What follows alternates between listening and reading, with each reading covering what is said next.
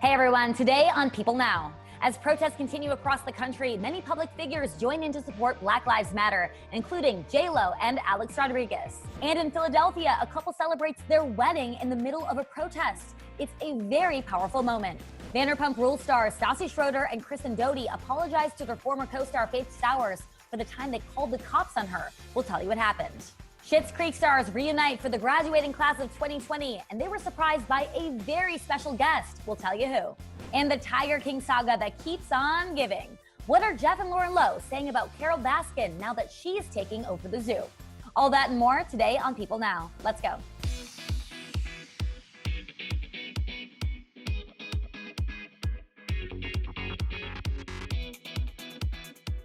Hey everyone, welcome to People Now. Happy Monday. Hope you had a good weekend. I'm Andrea Boehlke here in Wisconsin. Holding the fort down solo today. Jeremy is out.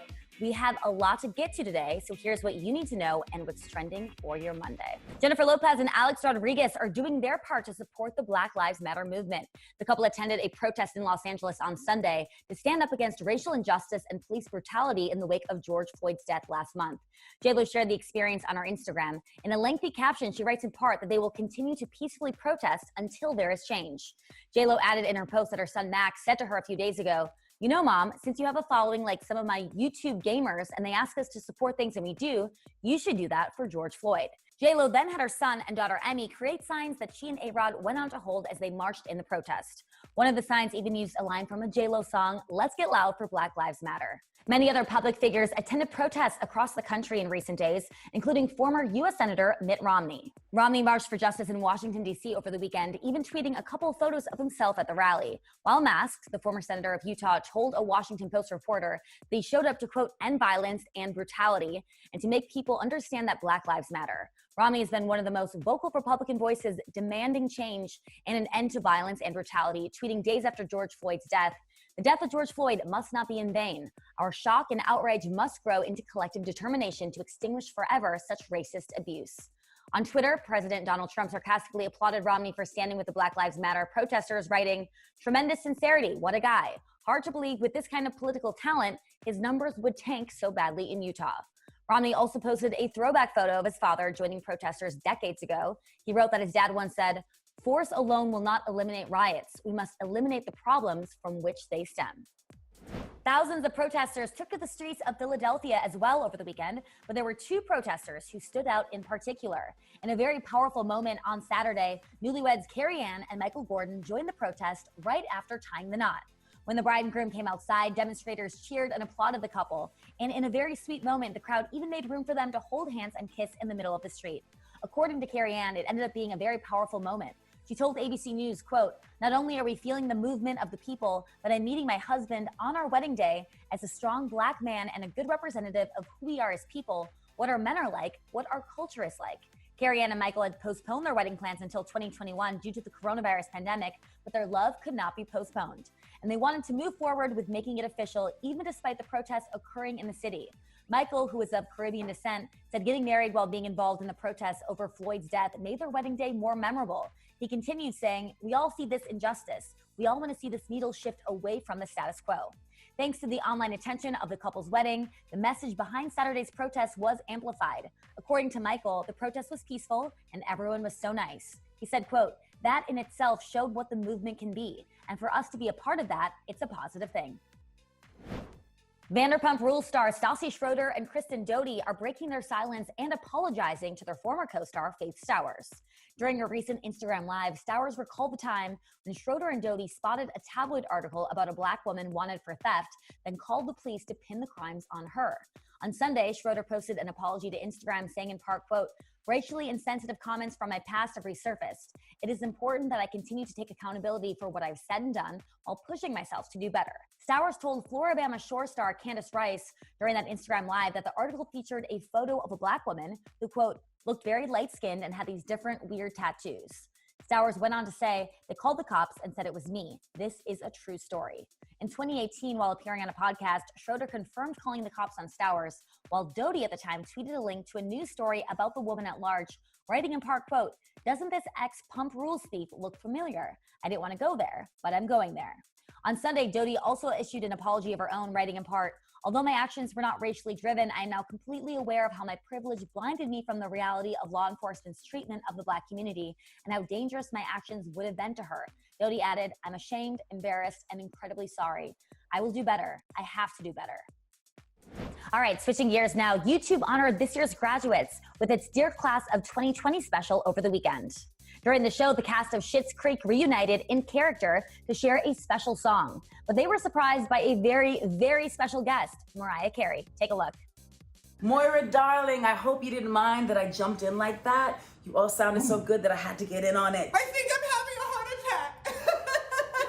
Yes, Mariah Carey surprised the cast with a special cameo during their reunion. Eugene Levy, Catherine O'Hara, Dan Levy, and Annie Murphy all came together via Zoom to play their respective characters one more time and to perform Mariah's iconic song Hero in honor of teachers and students. But they, along with the rest of the cast, were shocked when Mariah Carey herself crashed the video call. Since fans of the show will know that the character David is a huge fan of Mariah, it's no surprise he appeared to have a complete starstruck meltdown before almost hyperventilating. She then shared her own heartfelt message to the grads watching the special, saying in part, to the students who had to deal with this bleak moment, congratulations on this historic accomplishment. You are so appreciated. To finish things off, Mariah called out David specifically before singing a few lines of Always Be My Baby as her 9-year-old twins jumped up onto her lap. In response, Dan Levy, as David, passes out onto the floor and yells out, I love you to Mariah. The YouTube original special Dear Class of 2020 was filmed over the course of the last several weeks, with commencement speakers including Michelle Obama, Lady Gaga, Beyonce, and Malala Yousafzai, among many others. Its debut was shifted from Saturday to Sunday out of respect and deference to George Floyd's memorial service. All right, stay with us. Tiger King's Jeff Lowe is opening up to us about his thoughts on Carole Baskin getting Joe Exotic Zoo and how he feels about having to vacate the property. Plus, Joe's husband Dylan shares an update on how Joe is doing behind bars amid the coronavirus. All right, the Tiger King saga continues. Jeff and Lauren Lowe are opening up to People senior writer Christine Pelisek about their thoughts on Carole Baskin acquiring Joe Exotic Zoo. Baskin, who recently won a legal battle for ownership of the zoo, said in a statement to People that she would help the Lowes move their big cats and rehome them, but Jeff doesn't want any of her help. Watch.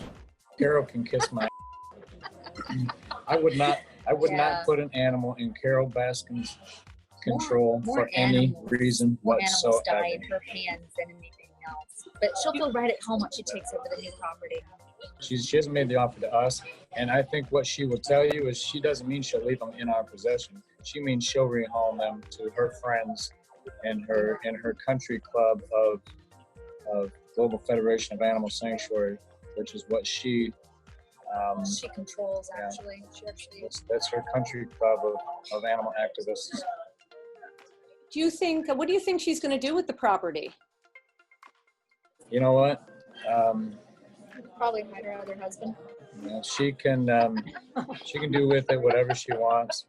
This all comes as a sheriff who's investigating the case of Baskin's missing husband, Don Lewis, confirmed that signatures found on Lewis's will were forged. Jeff shares his thoughts on that. We've known that for years. Joe Exotic had a file cabinet in his office with hundreds and hundreds of documents that led to anyone could conclude that they led to her guilt and to her culpability in Don's disappearance. So, we've known that forever. Joe had handwriting analysis experts check those signatures out probably 6 years ago, and it was determined back then by Joe that they were fake signatures.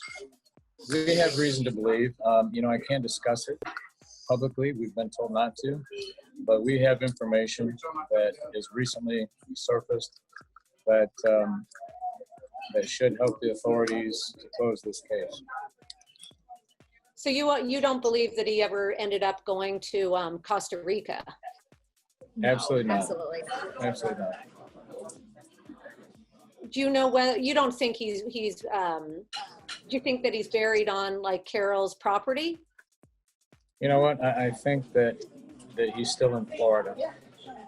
No, you think he's still in Florida? Did you ever think? You got to remember, Carole and Don had several properties, and Big Cat Rescue wasn't their only parcel that they owned. So it's we've got pretty specific information that we've shared with the Hillsborough County Sheriff The homicide unit. and with the cold case homicide unit and with the federal authorities. So we'll just see where it goes. So was this information that somebody kind of called you up and said, hey, I think I know where, Don is buried? You know what? I can't even go into that at their instruction. So when did you reach out to the Hillsborough County Sheriff? It's been within the last 3 months. Oh, really? Okay. So you think that there's going to be an arrest? You know what? We're just going to have to see. It's hard to predict anything, but I would not want to be in her shoes. I'll put it that way. Baskin has denied any involvement in her husband's disappearance. Jeff also shares his thoughts on how Joe probably feels about Baskin taking a zoo. Joe is currently serving a 22-year prison sentence in part due to a murder for hire plot against Baskin. I think he's probably beside himself with hatred and remorse for getting caught. Not remorse for what he did, but remorse for getting caught, and remorse for bringing in someone smarter than he was, that recognized that he was doing wrong and went to the authorities. But he's where he belongs. Everybody that we know feels that he's exactly where he belongs. But he's got to be hating life. This is the fame that Joe always wanted, this Tiger King fame. And the ironic part is now he's in a cage as small as the cages that he put his animals in, and he can't even enjoy it. Jeff and Lauren also believe that President Trump sarcastically agreed to look into Joe's case after Joe asked him to do so, but they believe Joe thinks the president actually will. And I think Joe truly believes his narcissism makes him believe that that's a possibility, but he's got to remember that, and the world may not even know that Joe was forcibly removed from a Trump fundraiser in Moore, Oklahoma in 2016. Because the Secret Service there thought Joe posed a potential threat. And Joe stole $1,000 from the zoo and used that to buy his way into a Trump fundraising fundraiser. And he thought he was going to rub shoulders with Donald Trump. And when the Secret Service realized who he was, they removed him from the party. So if the president feels Joe needs to be released, then that's the president's choice. But I don't see it happening. Jeff and Lauren also share their plans for their new zoo now that they have to hand over the old zoo property to Baskin. And they reveal that they're negotiating to acquire Michael Jackson's elephants. The new facility is 10 times as big, and all the enclosures are more natural for the animals, much, much larger. It'll be like a normal zoo. I mean, we got everything from primates, the monkeys, and zebras and camels, and we're negotiating for giraffes right now, possibly Michael Jackson's elephants. So Michael Jackson's elephants? Yeah, we've been offered Michael Jackson's elephants. Who has Michael Jackson's elephants? It's a man out in Oregon. Really? They were at the Jacksonville Zoo in Florida for a while. And he contacted us. The lease ran out with the Jacksonville Zoo, and he was looking for a place to rehome them and actually live. So he would be coming with them, so their caretaker would come. We're trying to negotiate that. You know what? We're anxious to leave. We every day we get up, we say we can't wait to be out of here. It's like I said, Joe built it for a breeding facility. It's not real conducive to the lives of these big cats. So as soon as we can get them out of there and into these big new enclosures, the better. But they're not just working on the new zoo. Jeff and Lauren have signed on for a reality TV show that will divulge a lot more information about Jeff and Joe's relationship. While there is no exact date of production due to the coronavirus, the show will focus on the Lowe's narrative as it relates to Tiger King. It will also follow them as they transfer the animals from Joe's facility to the new facility. Plus, viewers will get an inside look into the day-to-day struggle of running an animal park. And the Lowes aren't the only ones who have feelings on Baskin taking over Joe's zoo. We also spoke with Joe's husband, Dylan Passage, who says he already knew this was going to happen. Take a listen. When Joe got arrested, he wasn't able to fight Carol anymore on that, on keeping the zoo. But, and Jeff, he wasn't going to pay the lawyer fees to fight her. And probably didn't have the money to either. She has like a load of money, so she just sues and sues and sues until she gets what she wants. But so, I mean, she was bound to get it. And, you know, Joe knew that. I mean, it sucks, obviously. But when we left the zoo initially, he was already like done with it. You know, he was like, there's so much like bad blood, bad memories there. Dylan also gave an update on how Joe is doing behind bars amid the coronavirus pandemic. The last time I talked to him was probably like a week and a half ago. And I mean, he's holding up, you know. Obviously, it's kind of hard to be good while you're in jail. But yeah, he's just doing his best to stay positive. He's kind of down, you know. Obviously, there's a lot going on. And yeah, I mean, he's just really hoping for the best and really putting all his faith in the lawyers. He feels like he's being punished because he's in solitary confinement, which isn't necessarily the case. I mean, I don't know exactly what's happening in there, but I know that like being in like a small concrete room is probably like miserable. So, I mean, I feel bad for him because, you know, Joe's the type of person who like needs constant, you know, attention and like people around him. And if he can't have them around him, he's got to be able to talk to them, and he's not really able to do either of those things. But he's in solitary confinement, and we don't know when he's going to be able to get out. Usually that's for like a punishment and stuff. But since like the coronavirus is so bad in his facility, it's like over half the population has it. If Joe gets sick, he has his autoimmune disease, so it's going to be like very like detrimental to him getting the virus. So it's really to keep him away from everything. Dylan says that as of right now, he's taking things day by day and that he's gotten used to the situation he's in while Joe is behind bars. He has faith in Joe's lawyers and says, quote, "The only thing keeping us going is hoping for the best."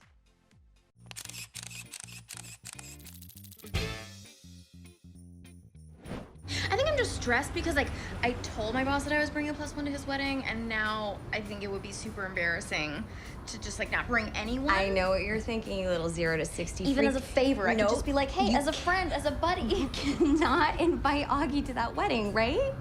Oh my God, I'm obsessed with him and it's so pathetic. The new HBO Max series Love Life stars Anna Kendrick and is all about the great journey of love. Executive producer Paul Feig stopped by Couchsurfing to talk about the new series and calls it a, quote, romantic murder mystery. He also shares why he loves working with Anna so much. Take a look. I love this show. I mean, I'm so excited that it's finally coming out. But this is your first anthology series. I mean, is it for you the idea of taking on a new challenge? In the business, we call it sticky. An idea is sticky, which means it just kind of like you kind of can't get out of your head. It really sticks to you. And so... And this was sticky. It was very sticky because it wasn't high concept. You know, I'm afraid of things that are high concept, like he's a Martian and he comes down, you know, that kind of thing. That it becomes, you know, you become all about that idea and it's hard to find depth in it.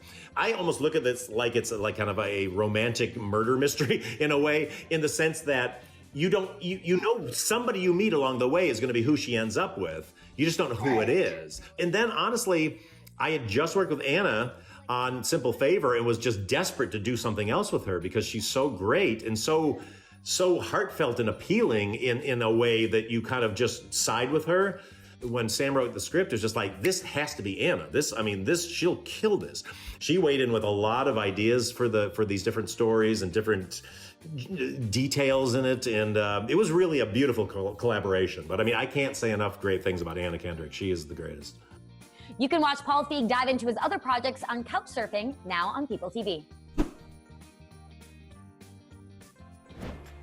All right, coming up tomorrow, we are joined by veterinarians Aaron and Ben Schroeder from the Nat Geo Wild series Heartland Docs DVM. Plus, we'll have more from Joel McHale. He's telling us all about his new film, Becky.